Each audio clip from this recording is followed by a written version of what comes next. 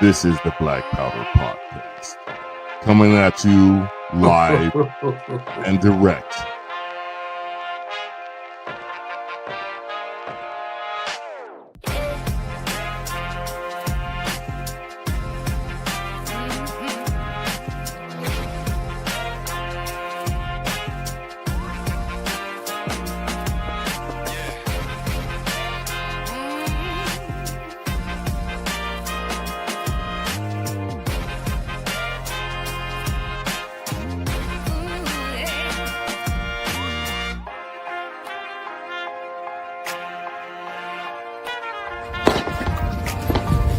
Your salty tears season my life. It's the Black Powder Podcast.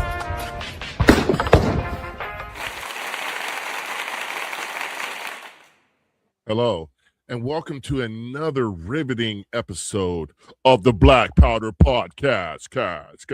I say you made it sound villainous right there. Well, you know, if this was a Star Wars universe, this definitely would be a Sith podcast.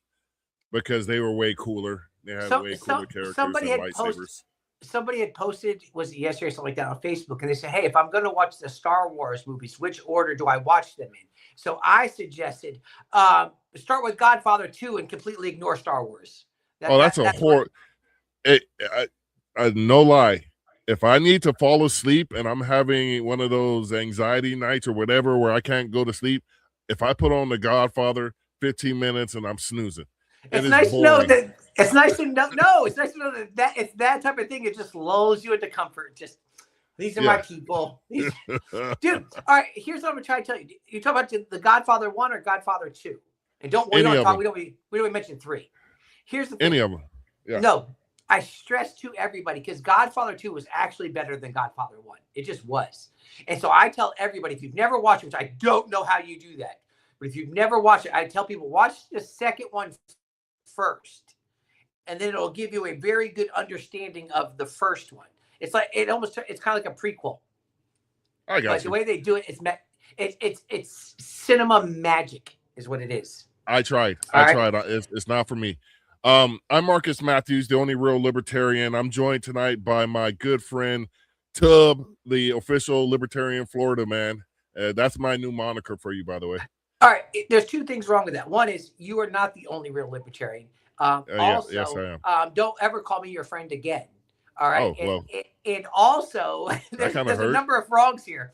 And just last night when you and I were talking, because we do talk, people listen, you're like a man of the people. You're not just some celebrity that checks in on a show. Like you are a man of the people. And last night, wasn't it last night we talked? Was it last night? Yeah. Yes. It was last night, and remember you said I bring the Northeast into it. Right. So, because I'm originally from Connecticut, so it makes sense. But I think you refer to all of us Yankees as loud and what was the other word you used? I want to say obnoxious. Yeah. Obnoxious. Yeah. And basically now I'm starting to question whether you're from Northeast or not. Now, we have far better things going on than the two of us tonight. Well, I would say so. We're going to the state where I was born, Texas, and bringing in a guest that has been a libertarian of quite some substance since 1996 officially. He is an author, former executive director of the LNC.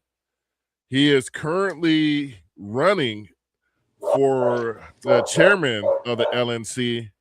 So without further ado, let's bring in our guest tonight. Hey, hang on. What? Not yet. Not yet. Let's officially announce that him being on here is not an endorsement of him. It's not for him or against him. And that our goal is to have all of the candidates that are running for LNC chair to be on this show.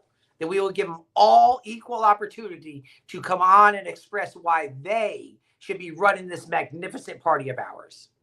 Indeed. Thank you for the asterisk part, Tub. You know, I almost overlooked that.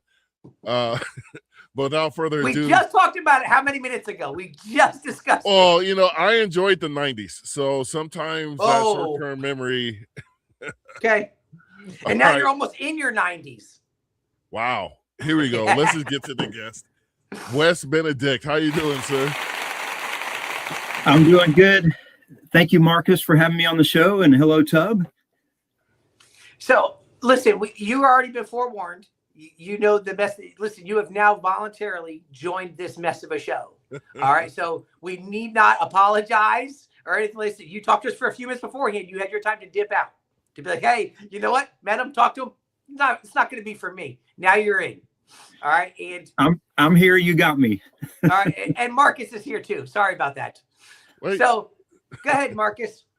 No, Wes. So we had a chance to meet at the California convention, and like I said, we're not endorsing anybody. I liked what you had to say, and I liked a lot of things that the other candidates had to say. So, with that being said, since you were in a room full of libertarians, can you introduce yourself to the people that may not necessarily be libertarians as to why you became one and what you've done within the party and how you've committed yourself to the party? Sure. Yeah, I used to be an engineer with a normal job, and I used to argue with friends about politics a lot, just like some people have been known to do throughout the world. And I noticed after about, 10 years of doing that, often arguing with the same person or two, that it wasn't changing anything other than we would get mad at each other. Maybe sometimes we'd laugh. Maybe somebody'd win an argument here or there. But I as an engineer, I'm all about productivity and efficiency and getting something done. And I realized this is not doing anything. I want to change the world, and I haven't even changed my best friend's mind on one issue. So I decided I want to get involved politically. And I had been a Republican for a long time. I knew a lot about free markets, free trade. I was against welfare and things like that. But I also was disappointed quite often by Republicans who would say things like, read my lips, no taxes, and then let taxes go up. Even Ronald Reagan, who was before my time, I didn't get to vote for him. I mean, I was around, but he increased the payroll taxes. And there's just one Republican after another letting me down. And I think I voted for Ross Perot, was at 92 or something. That's when I started becoming sort of an independent and a little bit more open-minded. And finally, when I really wanted to get active, I was like, let me just look at some stuff. And I stumbled upon a libertarian activist at the University of Michigan in Ann Arbor. I was there about to start working on an MBA and an engineering master's degree, and he gave me something called the world's smallest political quiz. And it tells you, are you a liberal, a conservative, a centrist, or a libertarian, or an authoritarian? And I scored pretty high in the libertarian zone. I wasn't a perfect libertarian, but I scored pretty high in that zone. And I believe it or not, websites and the internet was just getting big for a few years then. And I went and looked up the Libertarian Party online, read the platform. I'm like, yeah, I like that. It's freedom and liberty on every issue across the board. There were some I had to stumble on, I'm like seeing all this stuff about immigration and anti-war. And I had to struggle with some of that, but that's how I got here. And I've been a very active for over 20 years now. All right. Now, before we even get into this, I do need you to explain, because I was looking at some of the stuff you've done with your PAC. So if you could explain some of the things, I saw that I think it was recently, that you covered the filing fees for a number of candidates. Yeah. Over the years, I've found that if you ask someone to run for office, sometimes they will, but they have problems with, there's paperwork. How do you fill that out? How do you do your campaign finance reports? And of course, raising money is always an issue. Now, some places, if you're running for a very small office, it doesn't take much money. Maybe there's no filing fee or whatever. But in some cases, like in Texas, we were doing so well, they passed some new laws and said, hey, you can't just run for office unless you pay $3,750 to get on the ballot. And that really made us mad here in Texas. But we were like, you know what? We're gonna deal with it. Of course, first we tried suing them, and that worked for like 1 year. And then we said, we're just gonna not pay it and see what happens. And that ended up in court, and we got away with it. The next time they did kick us off. It's like, okay, they finally figured out how to enforce their own law and kick us off the ballot. So now for statewide races, it's about $3,750. And the booster PAC, the Libertarian Booster PAC, helps raise money for some of the candidates. Now, we don't do it for every random candidate around the country. I just kind of focus on one state at a time. And I've worked in Texas a lot, but I have also helped other states. Is Florida in the mix of those states? Because I'm in Florida. I just want to throw that out there. All right. I've reached out to Florida a couple times, and we just haven't come up with a plan that works for Florida. But it's a possibility in the future, and I would be happy to help Florida. But no, the states I have helped are Alabama, Mississippi, Arkansas, Virginia, Pennsylvania, a whole lot. And it seems like there's another one or two out there that I've helped some. I'm trying to figure out how you started in Texas. You started moving directly to Florida. You got to Florida. You basically got to the state line of Florida and jumped to Pennsylvania. Well, that makes perfect sense to me. Because why would you want to engage anybody in Florida? There's so many headlines about this Florida man. I'm not even. Well, you know what? Florida's doing pretty well without my help. That's one reason. Y'all have had a pretty good state party, been pretty active, and had a bunch of candidates. Maybe not all the time, a lot of candidates, but you've had candidates here and there. And so maybe you don't need my help, but I have been able to help take medium performance states and bring them to a new level by getting more people to run and getting them elected. So I'm open to helping Florida. And I actually like Florida. I mean, I grew up in Louisiana. We used to go to Florida anytime we could get away with it. and so listen, just let it be known, because I'm actually I'm a candidate now running for city council here. I'm in Jacksonville. Just so I am the official representative of Florida. So if you need anything, you let me know. All right. I will do that. Okay. And I'll just say when the booster PAC is helping candidates, we try and focus on helping a lot of candidates in one state at a time, because the campaign finance laws and the other election laws, how do you get on the ballot and all of that, are different in every state. And it takes a significant amount of time to learn it. But that's what I do is I learn the rules, learn the procedures, and then I don't just help one person. I want to help like 20 or 30 candidates so we get a big bang for that buck. Yeah, I think because if you can get an area active and moving, that will gain far more attention than a one-off here in Florida and a one-off in Michigan. It'll actually gain some traction inside of that area. So it makes sense, really. Yeah, and let's say you're running for state representative in Florida. Well, the issues vary a little bit depending on where you are in the state, but there's a lot of stuff that applies to every candidate. So when I'm helping with campaign talking points or issues, that's something where I can help 30 candidates for state representative much more easily than helping you for city council, that guy for Congress, and that guy in California for governor. Yeah. Okay. So you did very well in Pennsylvania last election cycle, because Pennsylvania put a crap ton of libertarians in office.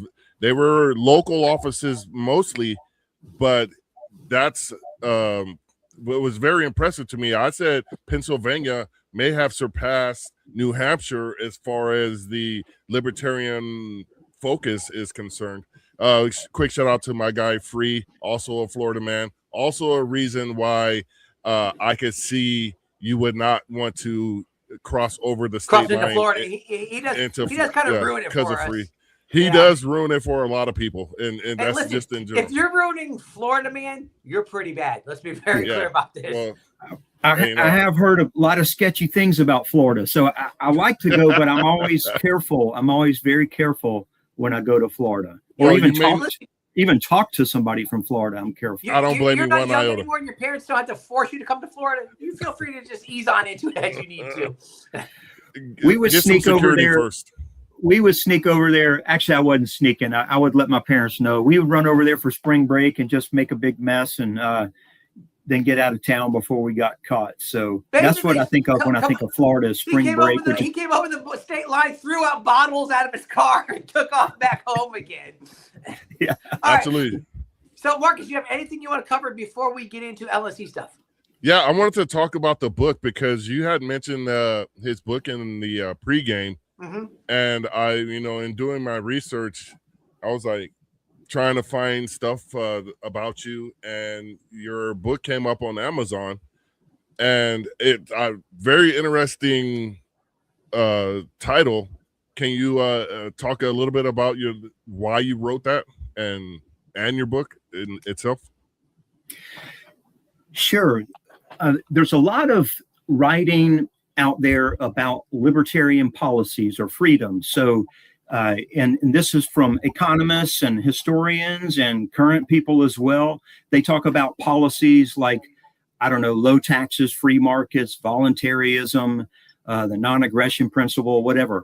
Those are all philosophical things about the issues or policies, but there hasn't been a lot, or there wasn't much out there about the Libertarian Party itself. So people think of libertarianism and all those issues and policies and the Federal Reserve or whatever, but they don't know much about the Libertarian Party. And you can go to the party's website or talk to someone here or there, or there's a brochure, but there wasn't really a lot saying, here's how the Libertarian Party works. Here's how political parties work in general. Here's what the challenges are if it's not a Republican or Democrat, third parties, smaller parties. What are the unique issues, the unique challenges to get on the ballot or to raise funds? And how do we make a difference? So I wanted to put all of that in a book so that people could learn about the Libertarian the Libertarian Party.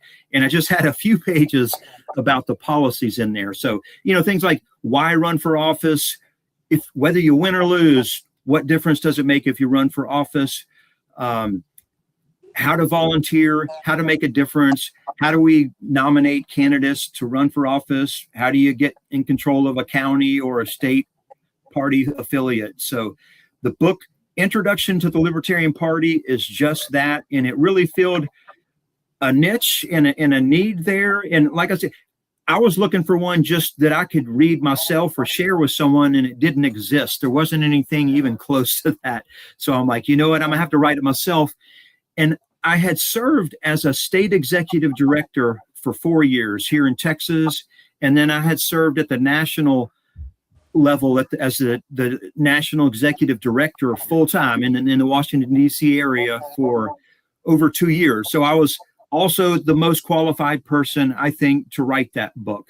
And it's a short read. It's just over 100 pages. If you're on an airplane in an hour and a half or two, you can probably get through it. And people besides myself have told me it doesn't suck. I know a lot of books. And if those are libertarians, that is a high recommendation. I know. A lot of books suck, but I've even read it myself after years, and I'm like, I did a pretty good job on that. That's some real good points in there. Yeah. I've read it like every year I read about 2 books, and usually I read mine as one of them. So now, before we get into what you're currently doing, I just wanted to go back to your motivation as far as joining the Libertarian Party. It sounds like it was a natural aspiration. There wasn't a specific person, like we get a lot of younger libertarians on here, like myself, the youngest one probably You're older than me that we know of. Excuse me, Tup. This is my segment here. Fine, like the younger libertarians like me, they'll point to Ron Paul. They volunteer, they do all kinds of stuff. There wasn't a person that resonated with you, or was it just like you saw, and this is more like the libertarian I am, I just couldn't do it anymore with the BS of the duopoly, because I saw it at a very young age. Like, these people are not telling us the truth, and they're doing it for all the wrong reasons. So there was nobody in particular, or like I said, was it a natural aspiration towards the Libertarian Party?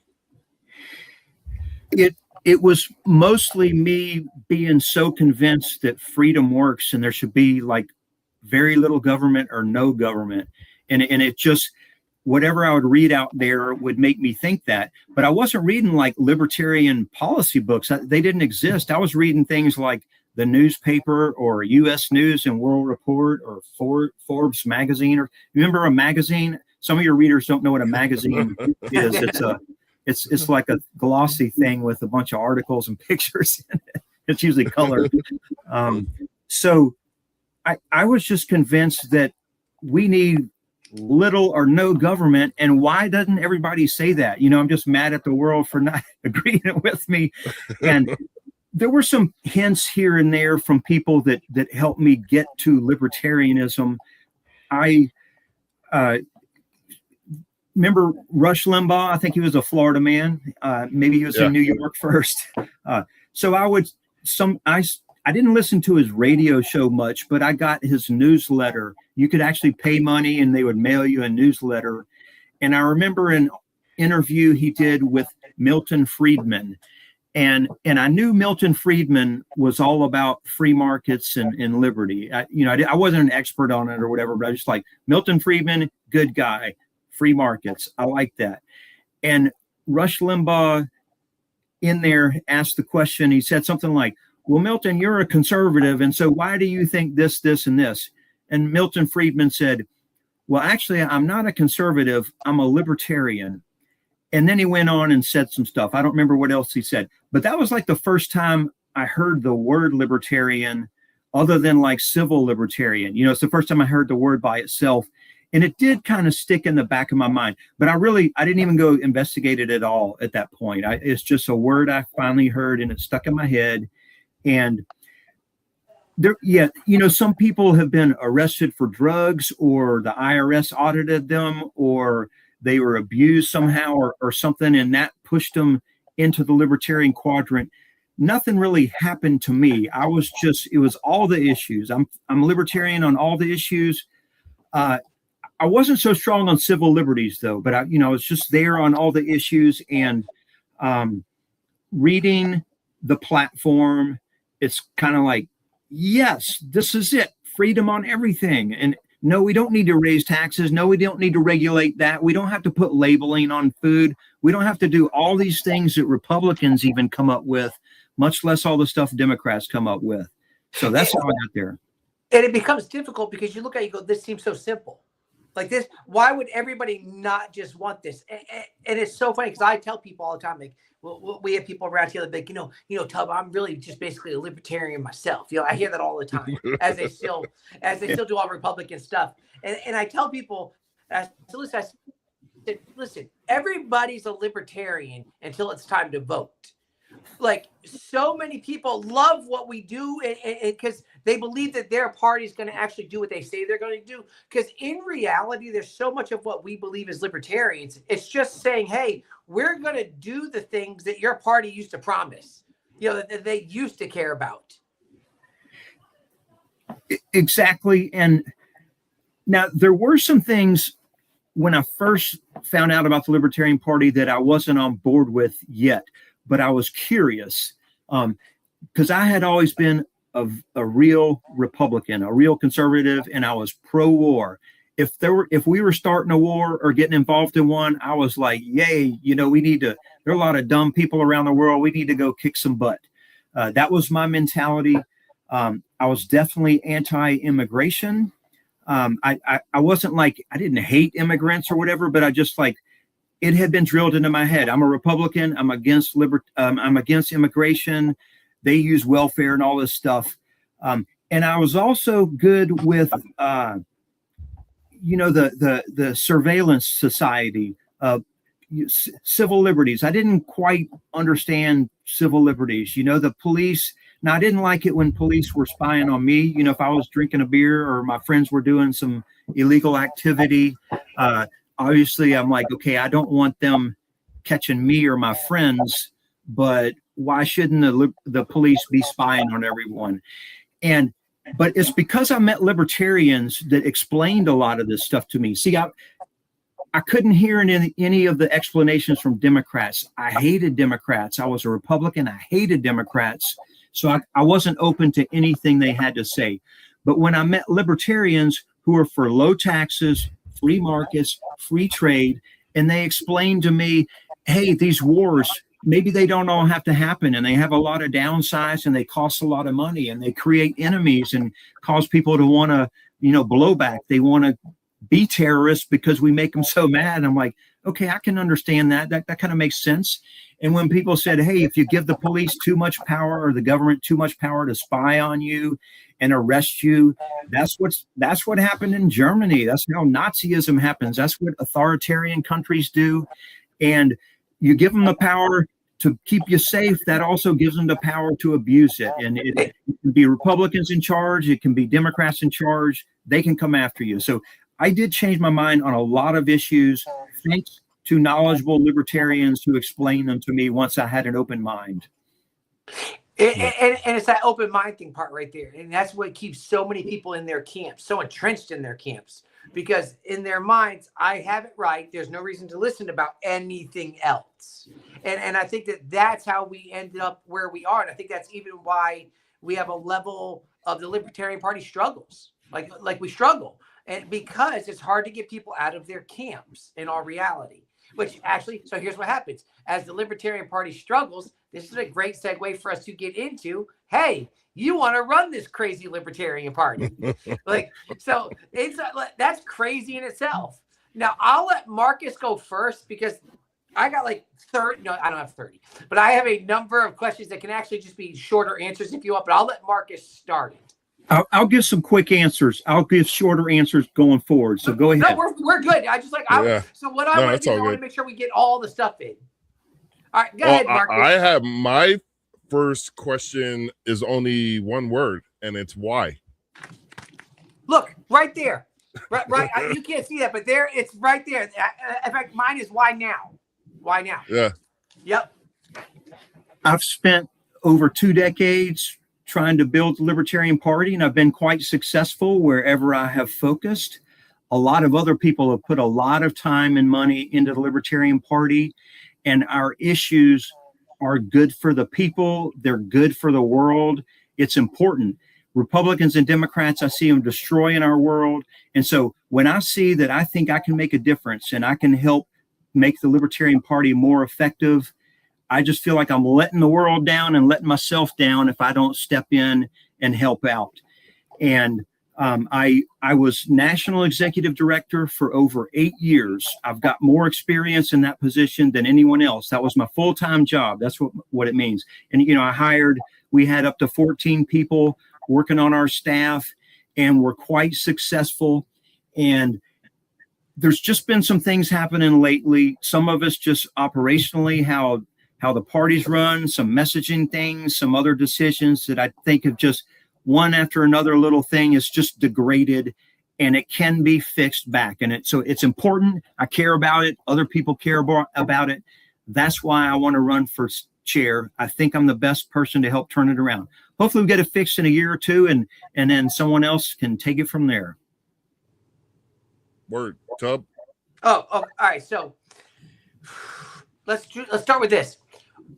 What is your highest priority? Now, I'm not saying what's the thing that you want to fix them. I know you got to get in and fix, but let's say you're able to get in and within you crush it. In 2 weeks, you fix the things you wanted to fix. Because if you don't do it in 2 weeks, we're kicking out. So in 2 weeks, what would be your highest priority of saying, okay, as a party, here's what we want to do, and this needs to be our direction? What would that be?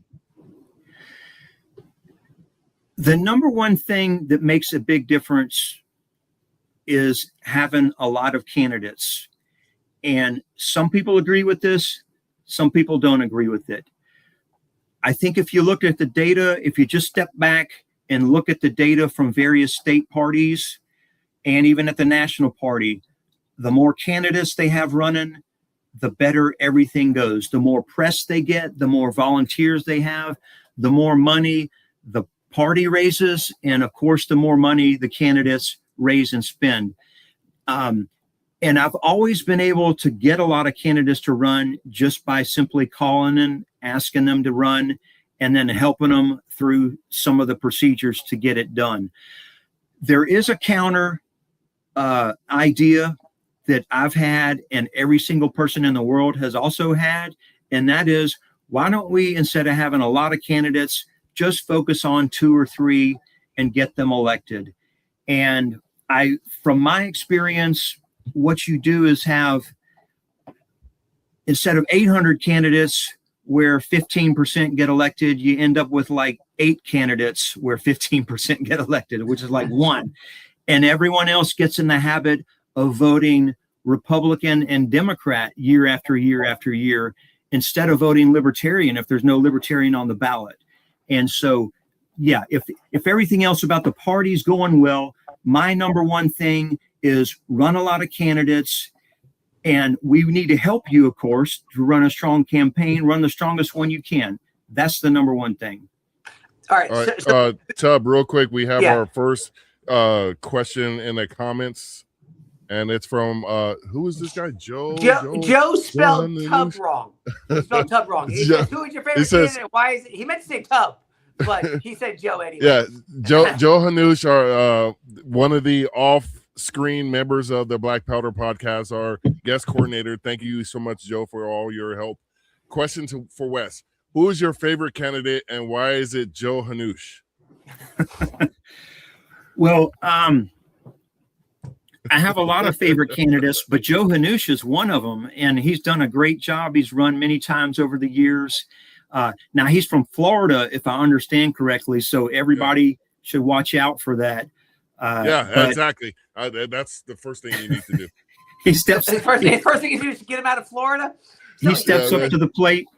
He runs. I think he served on some commission or something. That probably drove him nuts, or maybe a neighborhood group or whatever. So yeah, no, he's one of my favorite candidates out there, Joe Hanush. Well, wait till you see our candidate that we have on next week. I don't know if he's going to be. Don't even tune in. It's not worth it. Trust me. You don't want anything to do with that guy. I don't know how I'm stuck on the show every week, and then I became a guest that week. So here's the thing. So I would agree with you, especially in the fact that candidates, we are a political party. And a political party ought to be focused on candidates. And now bear with me here for a second. I'm going to do a Marcus thing right here. Oh, wow. So inside is, so at your, I think it was actually, you guys had a little debate, didn't you, in California? And it was there when they asked you about whether you run a presidential candidate, whether we should run one. It was kind of along those lines. And here's the way I see this. So the first time I spoke to a room full of libertarians, I remember I was a candidate, and they give you 7 minutes, go up there and hey, raise some money type of thing. And I'm like, well, I'm not going to do that. So I got up there. The very first thing I said was, libertarians have the best message and the worst messengers. And I took the next 16, I was supposed to have 7 minutes, so I took the next 16 minutes explaining how we fail miserably at this. And so since then, I've been suggesting that what we need for our presidential and vice presidential candidates should be amazing messengers. Like, that's it. Listen, I don't pretend like, hey, we get the right guy, we're going to win. No, we're not. Let's just be honest about it. So we should take advantage of that platform that we have, get a couple good messengers, people that can go out and effectively relay the word of liberty, that we could bring new people in. And while doing that, stressing all those lower offices. Like, our goal as sending out a presidential, vice presidential candidate should be, okay, this is great. This is who we are. This is what we believe. Here's who's running in your area. And then everywhere those two candidates run around the country, they should be drawing in the local candidates within 50 or 100 miles to that event. Because in reality, use those two positions to say, here's who we are. Because we failed miserably. I often refer to the Libertarian Party as the 52-year-old guy who's still sleeping on a friend's couch. And so, and just real quick, today, just today, I was getting my hair cut, and the lady who cuts the hair next to me, she's an older lady, and the lady who cuts my hair, she knows that I'm a libertarian and stuff, and she's hardcore Republican, but she understands a lot of libertarian thinking, because that's what they do. And the lady right there next to me says, she goes, oh yeah, she goes, I think I voted for you last time, because I remember the name. And I said, yeah, it's libertarian. And she goes, what's that? And that's a problem. And I looked at her, and I'm supposed to be getting my hair cut as I'm looking away. And I go, we are the third largest political party in the country. And people don't know that. So we failed. We failed. So what would you suggest is the way that, once again, we get the message out there and then we start actually letting people know that we exist, and it might not be what they've thought of us in the past? How would you attack that? Well, my background is as an engineer, and so I would keep in mind things like statistics and data. And one lady told you a story in Florida, okay? You might be able to do some research that gives you an answer of, does the party have more name recognition where there are a lot of candidates running for office? Or does it have more name recognition where some guy thought he was a good spokesman for president and there's no other candidates in that state? I guarantee you in Texas, they know about libertarians. Not everyone in Texas does, but a whole lot of people know that libertarians exist because we've had a lot of candidates up and down the ballot for many, many years. And it is good to have a great spokesman. So if someone's going to run for president, the number one thing is they should be a great spokesman for the party. That is definitely true, the marketing that they do. But also remember, a lot of people, especially young people, but really 80% of the country, they're not interested in any other office other than president and maybe what the whole Congress does. A lot of activists can't even tell you who their state representative is. Most don't even know what a county commissioner is.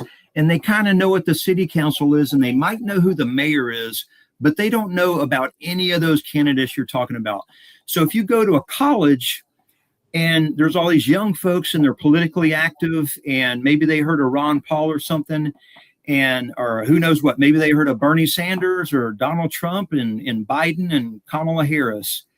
And if you ask them, well, would you like to go work on the Justice of the Peace candidates campaign, they'll just kind of like, what? They'll just kind of fade away. And I think if you try that some, you'll find that's the case, and that's the data and the feedback you'll get back.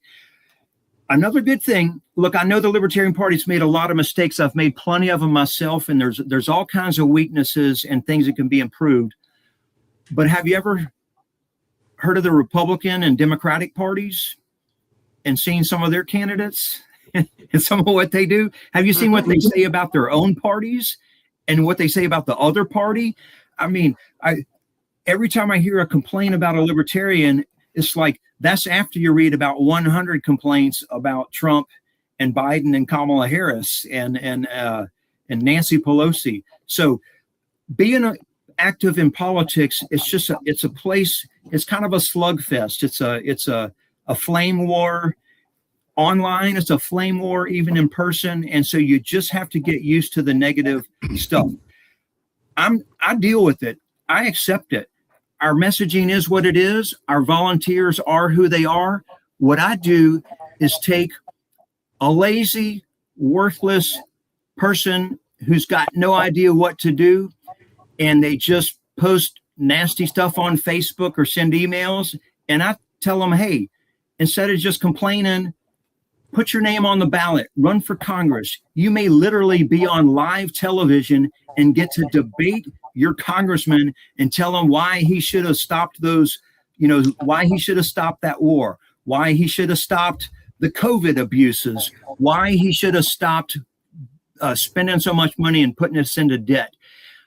So, yeah, the Libertarian Party, it's not always been the best, but we have something to compare to Republicans and Democrats.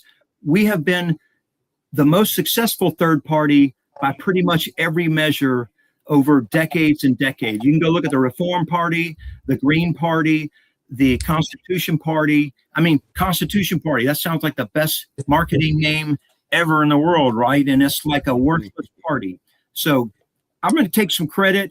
I will take blame. I was the national executive director for 8 years. I've been doing this for 20 years. I wish we had all done a better job. I wish I had done a better job. And I always welcome better people to stand up and do a better job, but I'm not seeing it now. That's why I'm running for chair, because I know I can get us better than we are today. See, and this is, I want to get to Joe's comment here because this is very critical. Joe said we need libertarian media in the mainstream. And that's what this podcast is ultimately geared towards. It's getting, too many times when you let your enemy define you, they're going to use a negative connotation to define you. And what libertarians need to get ahead of is us defining ourselves. That's why you have the Black Powder podcast. You have Are You Smarter Than a Politician? That show as well. But as far as a master class in libertarian debate, I have to point to one of our former hosts here, Michael White, when he debated his Democrat and Republican opponents in the Arkansas race. What was that, 2020? He eviscerated them. And, you know, there was some sadness behind that because I thought it was a winnable race. And the National Party, that was a candidate that we should have got behind. But with that being said, I think California, the state with the most libertarians, needs to be the next focus of the Libertarian Party. I don't know what's going on with my mic here. It's still letting you talk. That's the problem. Yeah.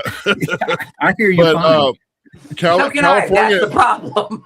California needs to be the next state that the Libertarian Party needs to focus on because we have the largest delegation, as well as the fact that California is effectively a 30-30-30 state. We have a sizable population of independents that are sick and tired of Gavin Newsom. They hate Trump at the same time. They hate both parties. And we're not tapping into that anger here. And the state, unfortunately, is a trendsetter for a lot of stuff. California used to be the state where we would get the highest percentages for Congress in a three-way race. So you're definitely onto something. There's a good libertarian streak in the minds of voters in California. And I'm talking about if you had a Republican, a Democrat, and a Libertarian on the ballot, the percentages were always, way high in California. Now, unfortunately, they did pass a law called Talk 2 that made it so that libertarians had trouble advancing to the general election, but they still can run in that first primary. That's the I think it's in May or so, I forget when it is, but that first round they can still run, and I encourage them to. And there's also some nonpartisan races in California, and libertarians have won quite a few of them over the years. It's not like I'm trying to think of how to explain this. It's like there's not like some undoable thing out there. It's all you got to do is one or two people just has to say, you know what? I'm going to recruit these candidates and help them fill out the paperwork. I'm going to figure out how to do it. And candidates will start doing it if you ask them to. Now, if too many people just go online and say, oh, we just can't win and we can't get anything done, then everyone's like, okay, yeah, we can't get anything done. And they all just kind of fade away and quit. It just takes one person. It can be the chairman. It can be some other leader in the party. It can just be some activist doing it. And, I've done it as the executive director, but also for several years, I was just running the Libertarian Booster PAC, and I was just reaching out to states and saying, hey, I'm going to recruit a whole bunch of candidates for you. How do you like that? You going to stop me? And some of them will say, yeah, we don't want you. And others will be like, oh, cool. That's going to be great. And I just started recruit. I'm sitting here in Austin, Texas, and I'm recruiting candidates in Arkansas, and I'm telling them how to fill out the paperwork. So it's like, that's why I say this so much, because it's not super complicated, but it is kind of tedious, annoying, hard work. It's kind of like doing your taxes, right? That's not fun. But if you do your taxes once, you could do them like 9 or 10 times and it'd be easier because now you know what you just did. That's what getting these candidates to run is like. You're doing some paperwork, you're figuring out the rules, And once they're on the ballot and they've filed their campaign finance reports, then you run for office the same way as a Republican or Democrat. You just go out there and start reaching out to folks.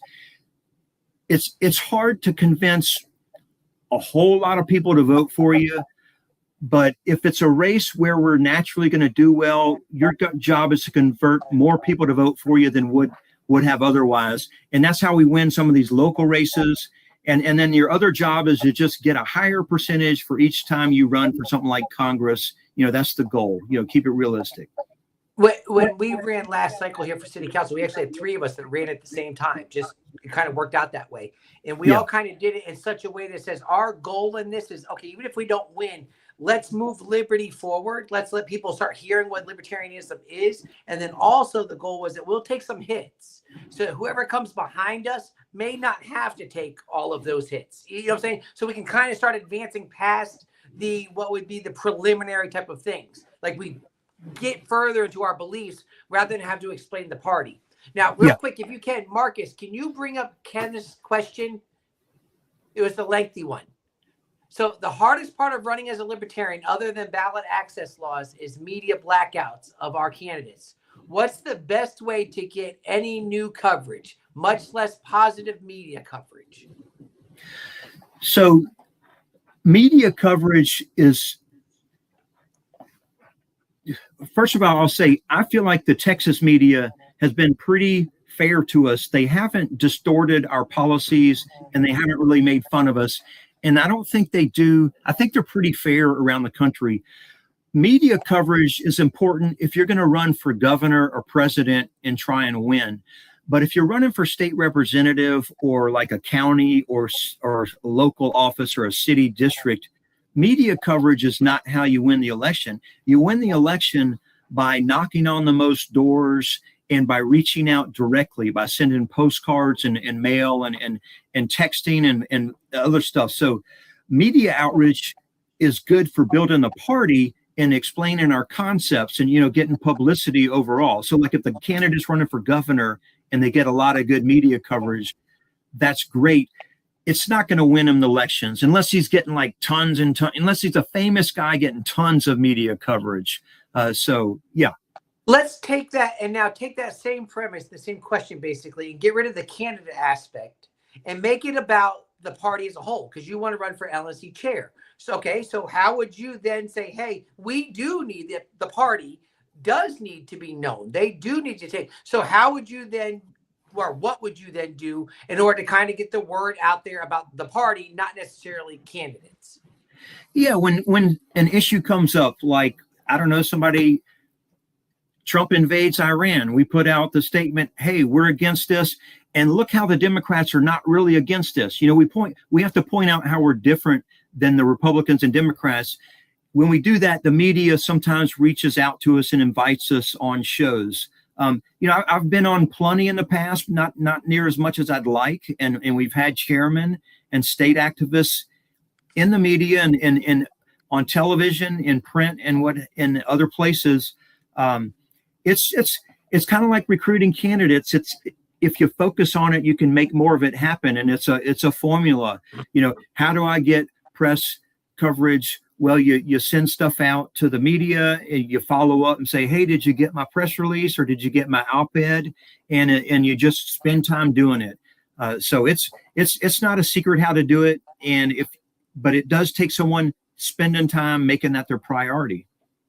All right. So I'm going to Kamala Harris you real quick. All right. So, I'm about to mute you. That's gross. I don't know what connotation. You don't even know where that goes after that, do you? Yeah, what does that even mean? Remember when she went on the View, when she went on the View, and they asked her, "Hey, of Joe Biden's policies, what would you change?" She's like, "I wouldn't change anything." So let me kind of throw that similar to you. So looking at the party and where it sits right now, if you would, and you have to take real long, it's up to you. If you could say, hey, listen, here is one thing that I like that we're doing. Like, okay, we talk about Steven. Steven's leading the party now. He's not running again.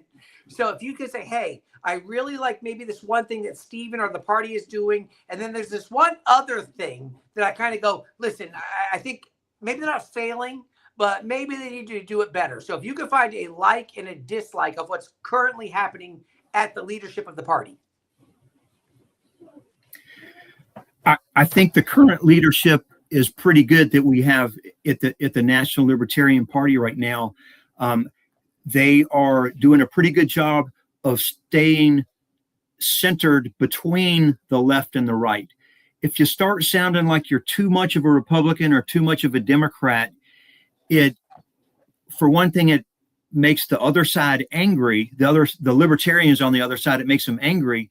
But the other thing it does is it convinces the other side, if I want to sound too much like a Republican or that I like Trump or something, I kind of convince all my libertarian folks on the right to go ahead and vote Republican or vote Trump. And that's what they did a bad job of in recent years, cozying up too much to the Republicans and Trump. We should not ever do that. We shouldn't cozy up to the Democrats and the left either. We need to say, no, we're distinct. We're separate from both. They both have so many bad ideas and so many bad policies. And maybe sometimes one's slightly better than the other, and then next time the other one's slightly better. Well, that's not good enough. We need to be way better, and we need to consistently build a big movement separate from those other two parties so that we're big enough to influence the entire public debate and policies.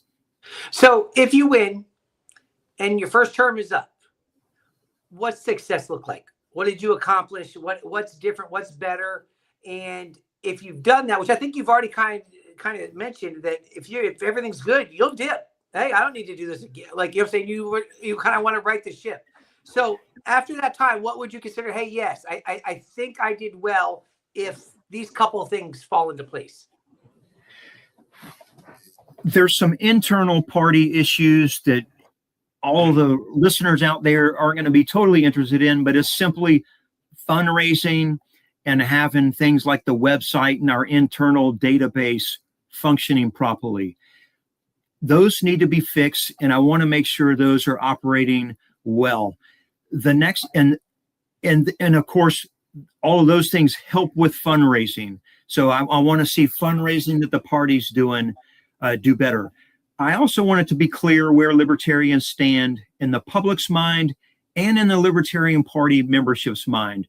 I want them to be aware that we are distinctly in the middle between Republicans and Democrats, of course, up high for liberty on everything. I want that to be clear. We are not for Trump over the Democrat or for the Democrat over the Trump. We're like, whatever, we're here, we're libertarians.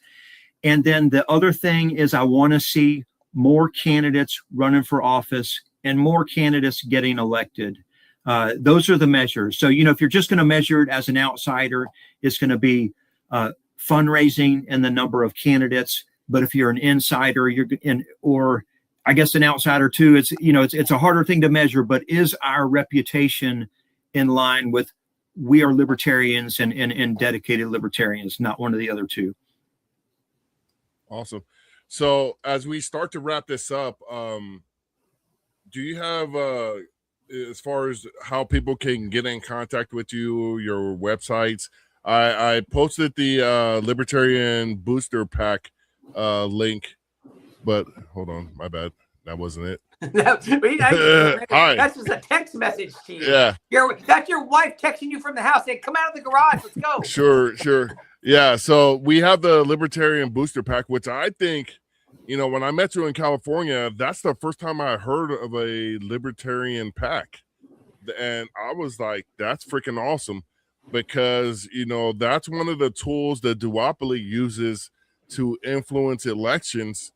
And if we could use the Libertarian Booster Pack to get candidates the resources to put their name out there and really show the difference between libertarians and the uniparty, I think that is one of the most phenomenal concepts, because one thing we like to do on this podcast is fundraise for our candidates. And that's one of our main goals and focuses, because we need to get that out there.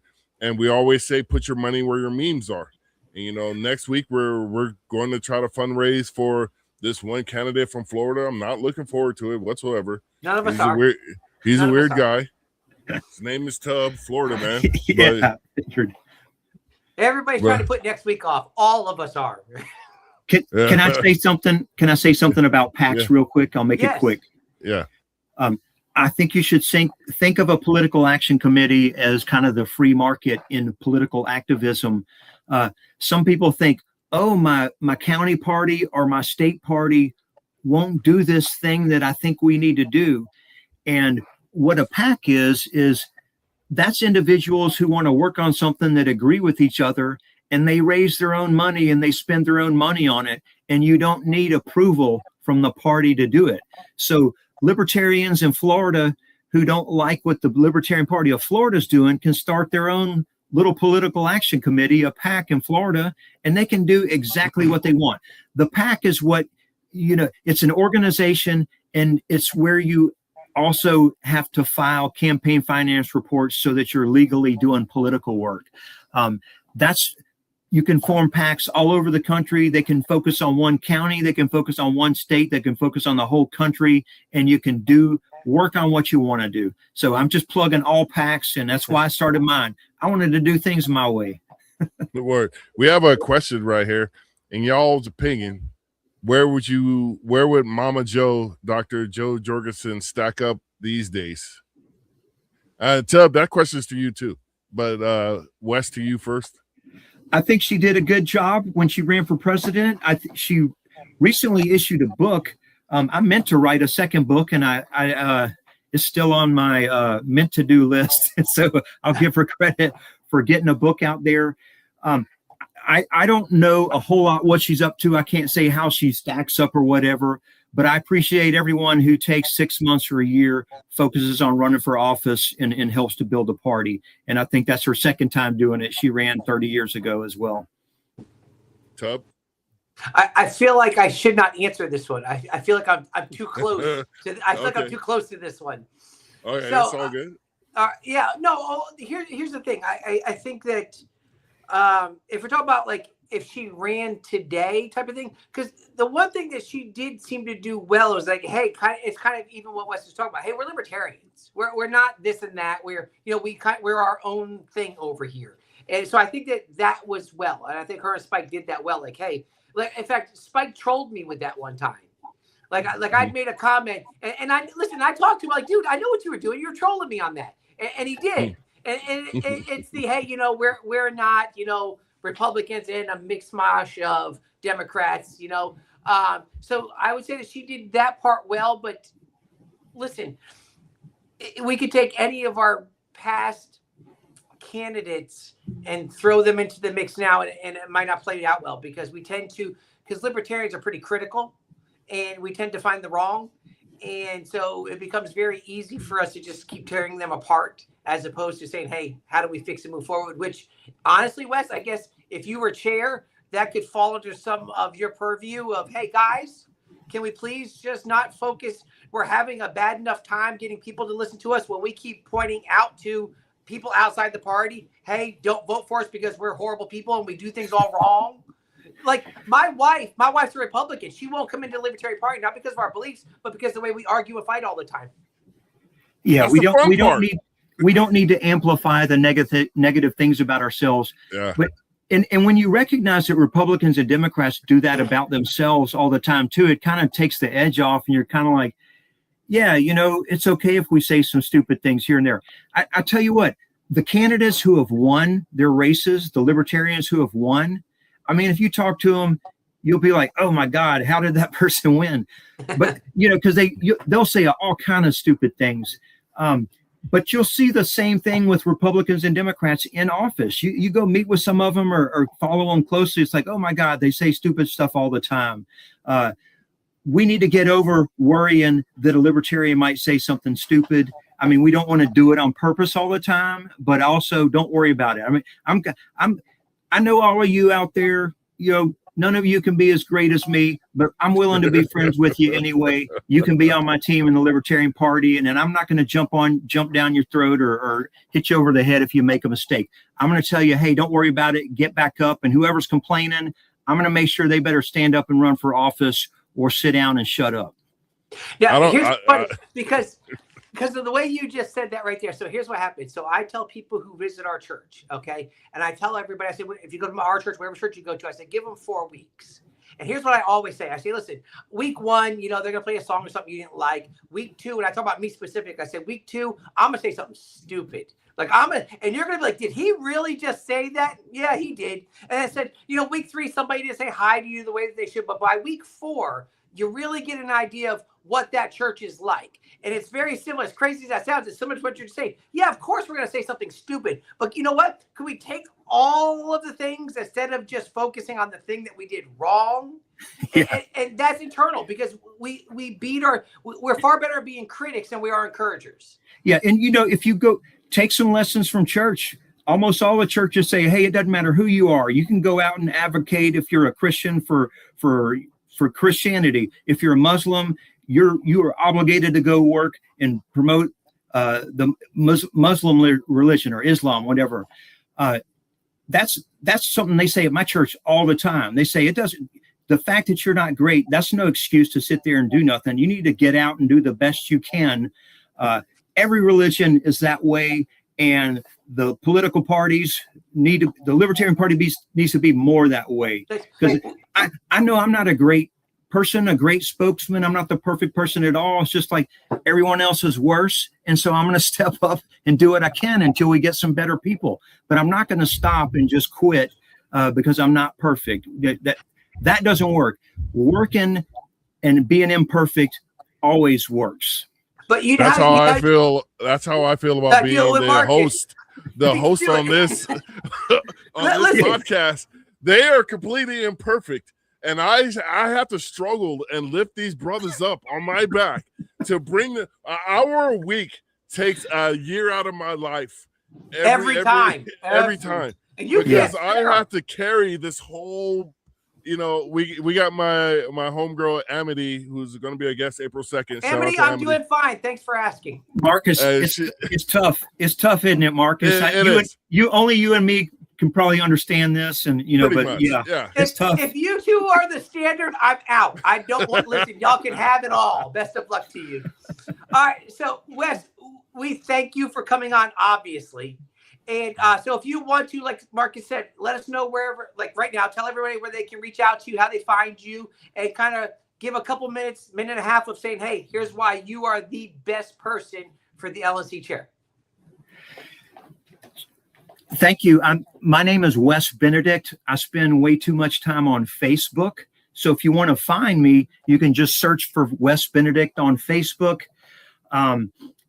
There's a few others out there, but I'm by far the best Wes Benedict that there's ever been. I do have a website, libertarianboosterpac.org, where there's information about some of the projects that I do and helping candidates. But I've been a libertarian activist for over 20 years. I served as the National Executive Director of the Libertarian Party for 8 years. And I know a lot of people have spent a lot of time giving money and running for office because they care about libertarian principles. They want smaller government. They see the Republicans and Democrats both making things worse, and they want to try and make a difference. Sometimes they get elected and make a difference, and sometimes they don't get elected, but still put pressure on the other politicians and help to advocate to the public to change public opinion on issues. So I've been concerned that the Libertarian Party has been a little weak in the last few years, and I know that I can make it run a lot better, and I would appreciate it if people are supporting me, if they come back and start running for office, serve as a state chair, serve as a county chair, do whatever you can to help make a difference and help build the Libertarian Party and movement up. The country needs you, the world needs us, and I need you. And so again, my name's Wes Benedict. I'm running for chair of the National Libertarian Party, and I'd appreciate your support. Thank you. Thank you. Awesome. So with that being said, we want to say thank you to Wes. Hold on, let me cue up all your special effects and all that stuff. We want to say you got special effects for him? Yeah, I want to go first. I want special effects. Hero, I got a special effect for you. You watch it. Are you really gonna? Are you gonna out him? Are you gonna take him out? No, that was for you. Was that for me? What? Okay. No, for Tub. That was for Tub. Yeah. What did I see? I don't even pay attention to you. What did you do? All right, here you go. You can't hear that? I knew that wasn't for me. Oh. No, I can't even hear it. Great job. Great job. What? We need a producer on this show. You're old enough to remember the Gong Show, Tub. You know, you're probably in your 20s. I still can't hear. I hear you talking about actually, I kind of remember the Gong Show, but you would know it better than I do. Yeah, you're all right. All right. Listen, you said you had a fix for Wes. You don't let the poor guy leave. No, Wes, I want to thank you very much. All right, Wes. No, not yet. Not yet. I want to thank you very much for coming on. We truly appreciate what you have done for the party because, you know, we understand a lot of this stuff is non-monetary and it takes a great deal of time. And it's people like you that do things for the right reasons. Like we said in the beginning, we're not going to officially endorse anybody for LNC chair, but we do appreciate you coming on, and we are extending invites to everybody else running. I would encourage everybody to look into their candidate, you know, because I love Stephen. I think he did a good job, especially I'm not comparing him to the lady before him because I don't have nice things to say, and that's low-hanging fruit for me. But Stephen, he righted the ship, and now it's time to go full bore. It's time to push down the throttle and get the Libertarian Party moving back to the days where we got 4 million plus votes for president of the United States. And that's what we need. And I'm hoping whoever gets into this position understands that fact. You sound like you have a good, solid grasp of the subject matter. So we wish you the best. Tub, do you have anything to say to Wes before we let him go? No, he's heard enough from me. All right. We don't need to hit any more of this mess. With that being said, Thanks, we want to thank you, Wes, very much. And we look forward to talking to you again. So everybody say goodbye to Wes and thank him very much. So thank you. All righty. We'll see you. So this is the closing segment. This is our first night of doing this where it's just going to be us closing this out. What do you got to say, Tub? Why do you sound like that? Through the whole sound last like 2 what? minutes. Like what? You sound like you remember the synthesizers they used to use in the 80s? That's what you sound like right now. Am I like Beverly Hills Cop or something? Did your wife cut off the Wi-Fi out in the garage? Nah, we're still good. I'm already in the doghouse. Yeah. Right there. All right. So I'm actually now I don't follow a whole lot of people on Facebook. So I'm gonna go follow Wes right now, which I think others should probably do. Following him is not an endorsement of him. It's keeping up with what he has to say. Now, I would like to add something, though. So I know that as a show, we are not endorsing anybody for LNC chair. But we do have the right, don't we, as individuals, to endorse whoever we want. Like you're not putting a gag order on us, right? As the leader of the show. Whatever you do, I'm a libertarian. I'm the only real libertarian to put it like that. So whatever you do on your personal page, that's perfectly fine.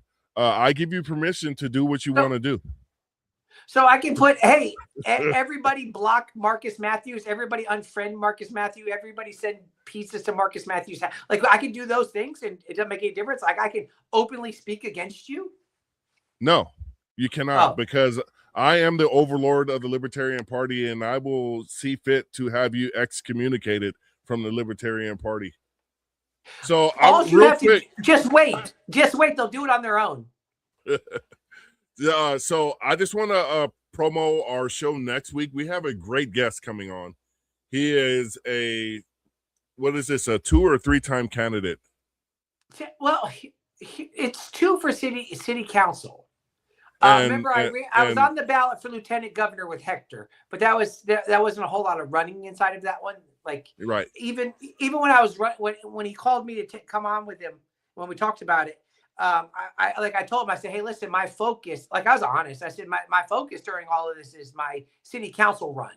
because that's the one that I'd already been focusing on and already been engaged in. So I was like, hey, this is going to be my focus. So this will be my second time, but it's a different run because, which I can explain all this next week also. But last time was at large. It was a whole citywide, whereas this one's just in my district. Right. So we have Tub for 10 coming on next week, and I'm very excited about that. Tub is actually going to be one of our guests. His, that was his origin story. He was a guest. I was semi-impressed with him, and, I was working on my DEI program, and I couldn't think of a better candidate to bring on. Because Tub is a DEI candidate. I was working on my DEI outreach, and there you were. Yeah, but I got to be honest. I'm more excited about April 2nd. We have my homegirl that I had a chance to slap hands with, and my good friend Free in California. You fought with her? Slap hands, man. That's because you don't know the lingo. Slap boxing? Oh, slap boxing. We didn't slap box, because I think she would have took me out. Free wouldn't have been no problem. I could have slap boxed him with my pinky fingers just out like that. But Amity, she might have been a little squirrel monkey. What do you call those? Squirrely. She's a little more squirrely. She's going to get you. Yeah, she's coming on April 2nd. We're excited about that. And like I said, we're reaching out to the other candidates for the LNC chair to come on and say their piece and whatnot. So if you know, oh, wow. Apparently Amity blocked me too, because Free blocked me because of you, and now Amity apparently blocked me because of you. Here's the thing. I see with this Florida stuff going on here.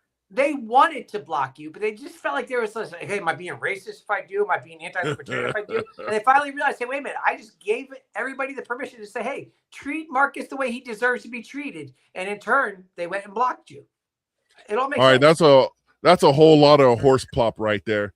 And with that being said, Tub, that's a good time to leave. That's a good time to dip back. You have a closing statement before I just basically remove you from. Let's put this dumpster fire out. All right, let's just be done with this. All right, Marcus, it is always a pleasure to see you, brother. I know we joke and we mess around a lot, but I love you. You're all right sometimes. I love you. Hold on, one last comment, unless Amity chimes in. I only take orders from people named after bathroom fixtures. Tub. Wow. You Florida men stick together. Listen, we are surrounding the wagons. We are circling up the wagons now. And we're circling up against you. Just against you. Not against it, just you. I thought it was together you guys can get a monopoly on the meth market down there in Florida. But with that being said, this has been the Black Powder Podcast, the only real libertarian podcast that has ever existed. We want to thank everybody who listened, watched, and whatever. You know what? Go to the libertarianboosterpack.org and look at their information. If you could give a few bucks, we greatly appreciate it as normal. But I want to thank everybody, especially my guy Tub. Eric couldn't make it tonight. He had a family engagement. So, we look forward to him coming back on next week. With that being said, you know what this is. As we always say when we end the podcast, live free or die.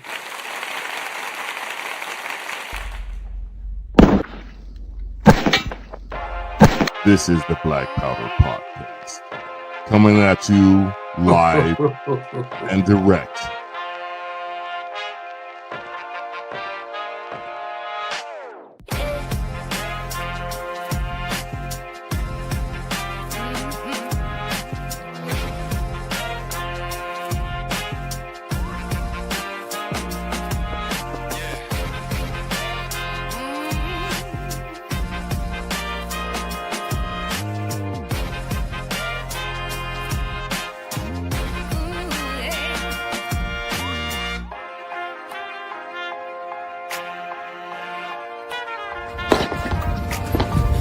Your salty tears season my life. It's the Black Powder Podcast.